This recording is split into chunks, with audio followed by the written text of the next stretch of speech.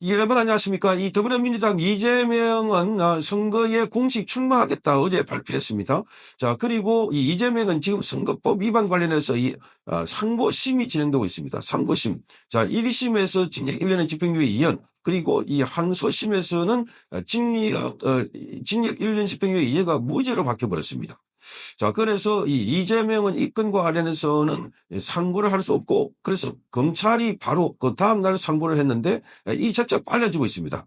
자, 그 상고를 하고, 그 다음에 상고 이유서를 바로 그 다음날 제출하고, 또 그리고 이 관련된 서류를 서울 고등법원에 제출하고, 고등법원은 바로 대법원에 제출하는 절차가 불과 며칠 만에 이루어진 겁니다. 통상 이재명 시한은 끌 때 한 2달 이상 걸렸던 사안들이 며칠만 걸리는데, 그런데 이재명 본인에게 이 건과 관련해서 소송 서류가 그동안 보냈는데 받지 않았던 것이었습니다. 그런데 소송 서류를 어젯밤에 이재명이 받은 것으로 확인이 됐습니다. 어젯밤, 그러니까 11일입니다. 11일. 자, 10일 오후에 법원이 영등포 국회의원회관에서 이재명에게 보낸 상고장과 소송기록 통지서 등 공직선거법 위반 관련해서 대법원 재판 서류와 관련해서 송달 절차를 완료했다고 시사저널이 단독으로 보도했습니다. 법원은 지난달 31일 그리고 7일 이재명에게 소송기록 접수 통지서를 보냈지만 모두 전달받지 못했습니다. 그러니까 패몽부재다, 이사하고 없다, 이런 식으로 연락이 왔던 것이었습니다. 그러니까 5편을 보냈는데 되돌아온 겁니다. 그러자 대법원은 상고심 소송기록 접수 통지서를 이재명에게 인편으로 송달하도록 서울 남부지방법원과 서울 인천지법에 보냈는데, 남부지방법원은 주간에 집행하도록 하고, 요거는 남부지방법원은 국회를 관장하고 있습니다. 그렇게 낮 시간에 국회에 있으니까 국회에 주간에 집행하도록 했고, 야간에는 집에 있는 인천의 계양구에 있는 아파트에 있으니까 거기에 집행하도록 촉탁을 했습니다. 자, 5편 송달되지 않을 때 진행하는 특별 송달 절차입니다. 이거를 보면 지금 굉장히 빨리, 그리고 대법원도 그리고 검찰도 아주 신속하게 그리고 진행해왔다는 것을 알 수가 있습니다. 자, 법원 집행관은 이에 따라서 송달의 기록 접수 통지서와 국선 변호인 선정을 위한 고지문, 그리고 상고장 부본 등을 직접 전달했습니다. 자, 이 국선 변호인을 선할지 모르지만 어쨌든 변호인을 선임해라, 이렇게 이제 안내 떠나버린 겁니다. 자, 이와 관련한 서류는 지난 5일 집행관 사무실에 도착을 했고, 그리고 서울 남부지법 집행관은 하루 만에 서류 송달 절차를 완료한 셈입니다. 그러니까 사무실에 집행관 사무실에 도착했고, 10일 날 어제 오후에 이재명의 의원회관에 사람을 보내가지고 전달했다는 겁니다. 지난번에 항소심도 벌써 날입니다. 항소심 관련해서도 이재명은 이 서류를 받지 않으려고 했는데, 어쨌든 가니까 패몽부재다, 사람이 없다, 그리고 문은 닫혀 있다, 이런 여러 오평물이 껴들어왔던 것이었습니다. 그래서 지금 이러니 믿음하자 법원에서는 바로 사람을 보내가지고 의원회관에 이재명이 보좌관에게 직접 전달했던 것이었습니다. 마찬가지로 이번에는 몇 번 하자 안 되니까 바로 보낸 겁니다. 이게 지금 빨리 진행되고 있다. 통상 이재명이 시하는 시효직 그런 거 비교하면은 한 2달 정도 이상 앞당됐다 한 겁니다.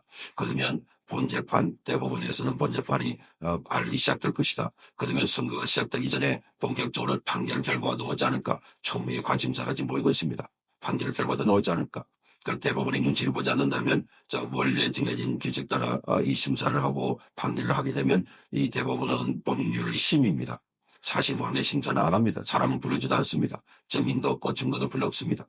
지금까지 항소심까지 재판한 결과를 보고 이 결과에 법률적으로 문제가 없나, 사실관계 따지는 게 아니고 사실관계는 이미 항소심에서 다 끝났기 때문에, 그래서 그 안에서 법률적으로 문제가 없나 이걸 따져보고 이 판결을 내리게 되는 겁니다. 지금까지 이재명은 김웅기를 몰랐다, 또는 객현동의 영도 변경은 국토부, 박근혜 정부 국토부의 협박 때문에 했다 했는데 이게 다 거짓말이라는 겁니다. 거짓말.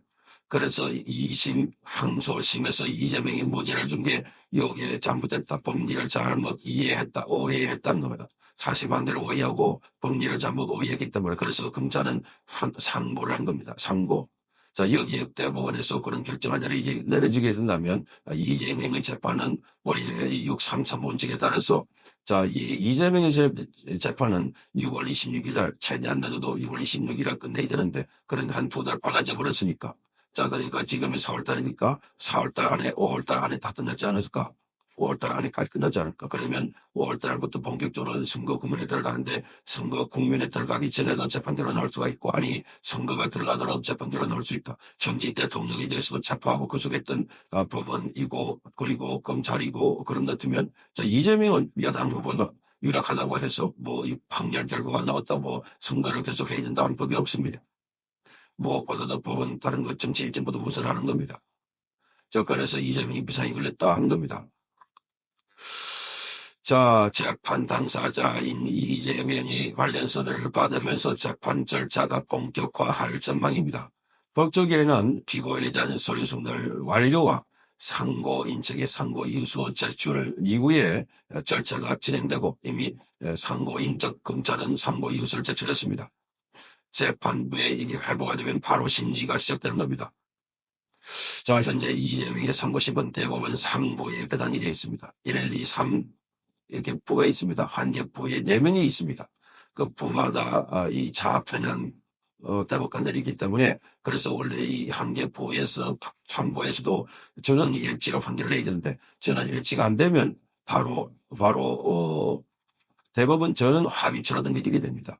대법원에는 지금까지 보면 보수 성향의 재판관들이 훨씬 많습니다. 그래서 저는 합의체 넘어가면 이재명의 이 꼼수는 저기서 안 통한다는 겁니다. 이게 지금 6월달 안에 재판이 다 끝난다는 거. 선거가 끝나기 전에 끝날지 초미 관심사가 몰리는 이곡을 이겼습니다. 이 사건은 지난 3월 28일 날 접수가 됐습니다. 서울고법이 지난 3월 26일 날 징역 성렬 선고한 모심을 정복되고 이재명에게 무죄를 선고한 지 이틀 만입니다. 그래서 1심 재판부는 지난해 11월 15일 날 이재명에게 징역 1년의 집행유예 2년을 선고한 바 있습니다. 자, 이 형은 앞으로 10년 선거에 나갈 수 없는 중년이고 그리고 배지도 다른 날이 되는 겁니다. 대법원에서 확정이 되면. 그런데 항소심에서는 이게 무죄됐습니다. 그런데 이 심은 앞서 말씀드린 것처럼 범죄 혐의 사실관계를 다투는 사실심입니다. 사실관계. 대법원의 경우 3심, 하도심에서 판단해서 법률적 오류가 없는지를 들여다보는 법률심이라고 부릅니다. 대법원이 원심을 깨고 사건을 돌려보내는 파기환송은 통상적으로 법률에 문제가 있을 경우, 법률을 잘못 적용했을 경우 이런 겁니다. 자, 그래서 지금 이재명은 이 항고심에서 말하자면 항소심에서 징역 1년 집행유예 2년이 무죄로 선고됐기 때문에 법률을 잘못 적용했다. 검찰은 이거 주장하고 있습니다. 그래서 이 깨질 가능성이 굉장히 많습니다. 자, 그래서 파기환송이냐 아니면 파기자판이냐, 파기하원한데 그 대법원에서 직접 선고하느냐, 뭐 이런 관심도 모았는데 파기환송될 가능성이 많다 이렇게 알아지고 있습니다.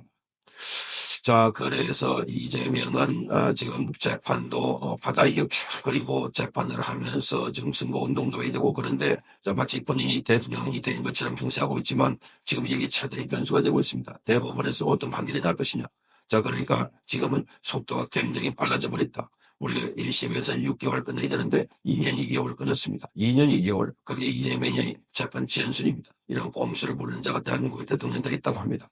자, 그런데 대법원에서는 늦었지만 그러나 대법원 아래서는 굉장히 빠른 속도로 진행되고 있어서 자, 이재명은 적이 지금 긴장하고 초조한 상황일 것입니다. 성찬경 TV였습니다.